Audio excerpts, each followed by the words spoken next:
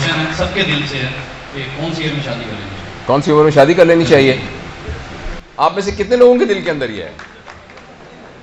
وہ تو 3 لوگوں کے دل میں ہے صرف. اب وہ ہاتھ نہیں کھڑا کرے وہ الگ بات ہے کہنے میں. لیکن جس نے 2 ہاتھ کھڑا کیے اس کا کیا مطلب ہے؟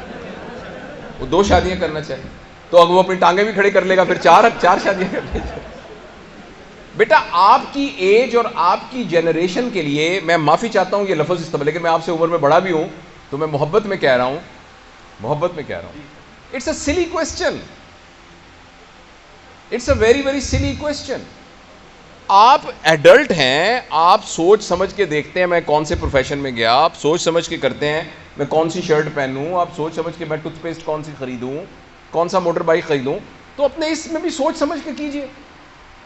ایک البتہ میں آپ کا بڑا ہونے کی حیثیت سے یہ کہتا ہوں کہ اس دنیا سر بھی انشاءاللہ اس کو کریں گے سیکنڈ، کہ اس دنیا میں جتنے رشتے ہیں ان میں سے اسپاؤس کا رشتہ جو ہے نا یہ سب سے زیادہ سٹرونگ رشتہ ہے، جس نے آپ کا ساری زندگی ساتھ نبھانا ہوتا ہے. آپ کے بچے الٹیمیٹلی آپ کو چھوڑ کے چلے جاتے ہیں، پیرنٹس نے چلے جانا ہوتا ہے.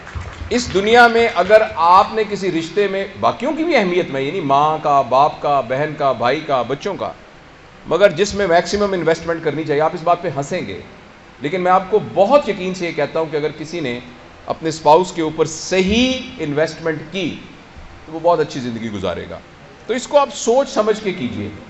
آپ کی ایج کے اندر آپ ہو سکتا ہے میری بات کو بہت برا بنائیں لیکن مجھے نہیں سمجھ میں آتا ارینجڈ میرج کیا ہوتی ہے، کہ ایک لڑکی کے بارے میں پتہ لگا کہ اس کو شادی کرنی ہے اور ایک لڑکے کے بارے میں پتہ لگا کہ اس کو شادی کرنی ہے، تو سارے اچھی اچھی باتیں کرتے ہوئے عورتیں میک اپ کر کے اور مرد جو ہے وہ باسکٹیں پہن کے مٹھائی کا ڈبہ لے کے ان کے گھر چلے گئے.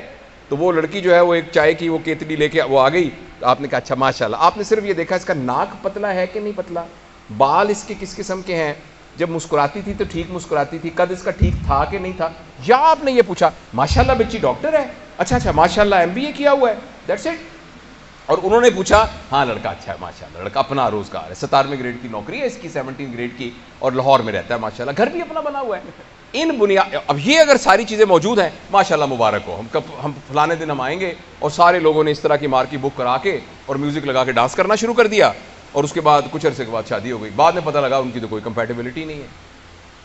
تو مجھے تو یہ بات بڑی سلی اور اسٹوپڈ لگتی ہے، برا نہ منائیے گا.